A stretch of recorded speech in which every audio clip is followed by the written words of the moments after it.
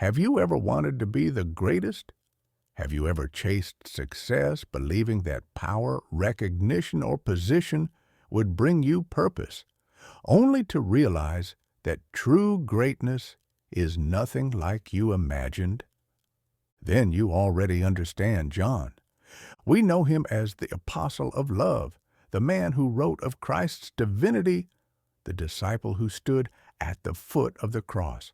But John's journey didn't begin with humility, patience, or love.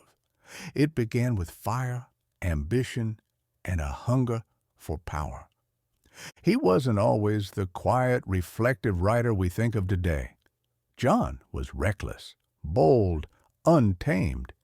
He and his brother James were called the Sons of Thunder, a name that wasn't given lightly. And where did this storm of a man come from? Bethsaida.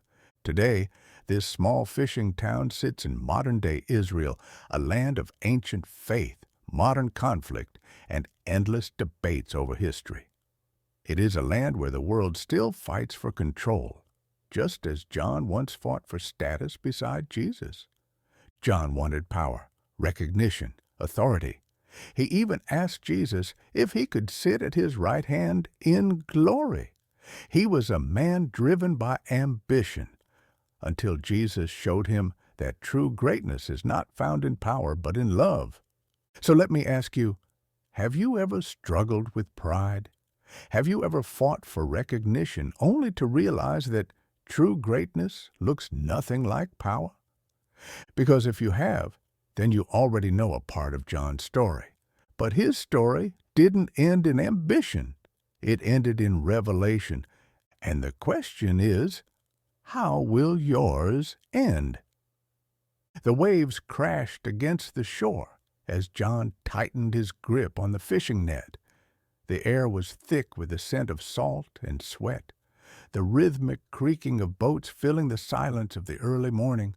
This was his life. John, the son of Zebedee, brother of James, was no ordinary fisherman. He was young, bold, hungry for greatness. But his fire burned hotter than most. His voice was loud, his presence commanding. He wasn't just another disciple, he was one half of the Sons of Thunder. And thunder they did. John didn't want to follow, he wanted to lead. He didn't want to serve, he wanted power. One day, he and his brother James boldly approached Jesus with a request that shocked the other disciples. "Teacher," they said, "grant that we may sit, one at your right hand and the other at your left, in your glory." They wanted authority, recognition, to be first among the 12. But Jesus looked at them, not with admiration, but with sadness. "You do not know what you are asking." John didn't understand, not yet. And then came the moment of his greatest mistake.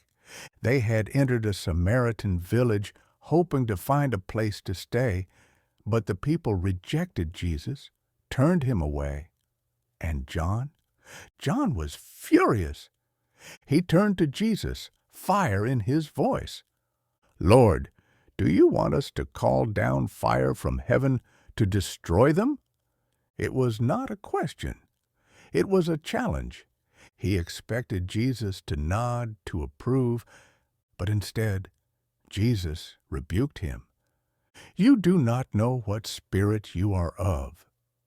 The words cut deep. Jesus had not come to destroy. He had come to save. And John, for all his fire and ambition, still didn't understand. Have you ever been blinded by ambition, chasing power instead of purpose? Yet, despite his flaws, Jesus saw something in John. He was one of 3 disciples chosen for the most intimate moments of Jesus' life. When Jairus' daughter lay dead in her home, John was there when Jesus told her to rise. When Jesus climbed the mountain and was transfigured before them, his face shining like the sun, his clothes radiating light. John was there. While the other disciples knew Jesus as Rabbi, John saw something more. He saw God. The room was warm, lit by the soft glow of oil lamps. The smell of bread and wine filled the air as the disciples reclined at the table. Laughter, conversation, the comfort of close friends. But then, a shift. Jesus' voice dropped. "One of you will betray me." The room fell silent. Whispers, uncertainty. Glances exchanged. John, sitting closest to Jesus, leaned in. "Lord, who is it?" Jesus did not answer with words. Instead, he dipped a piece of bread and handed it to Judas. And in that moment, everything changed. The meal was no longer just a meal. It was a farewell. John felt the weight of it, but he still didn't fully understand. The night turned to chaos. A garden, a betrayal, the clash of swords. The disciples scattered. Peter denied. Judas despaired. The others ran. But John stayed. As Roman soldiers dragged Jesus through the streets, as they beat him, as they nailed him to the cross, John did not leave. He stood at the foot of the cross next to Mary, Jesus' mother. The sky darkened, the earth trembled, blood dripped from the beams of wood. And then Jesus looked down, his voice weak but clear. "Woman, behold your son." And then to John, "Behold your mother." Even in death, Jesus entrusted his mother to John. Of all the disciples, only John received this responsibility. Would you have had the courage to stay, watching the person you loved suffer, knowing you couldn't stop it? 3 days later, a rumor spread like wildfire. The tomb was empty. John and Peter ran, breathless, feet pounding against the dirt. John arrived first, but he waited. Peter entered, and then John stepped inside. The linen grave clothes were there. The body was gone.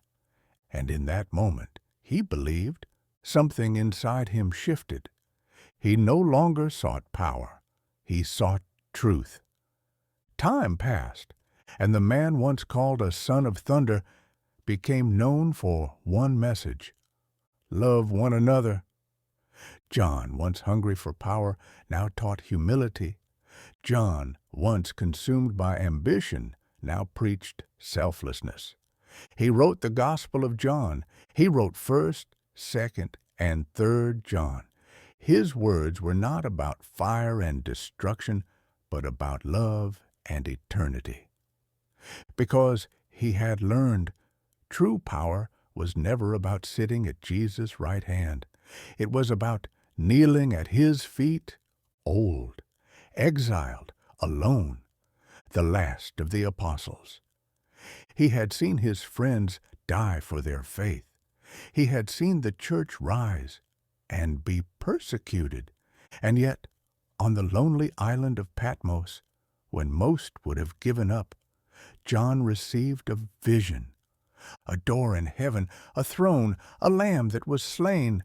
He saw the end of the world, the new heaven, the new earth. He saw Jesus in his full glory, eyes like fire, a sword in his mouth. And John, who once asked to sit beside Jesus in his kingdom, fell at his feet as though dead.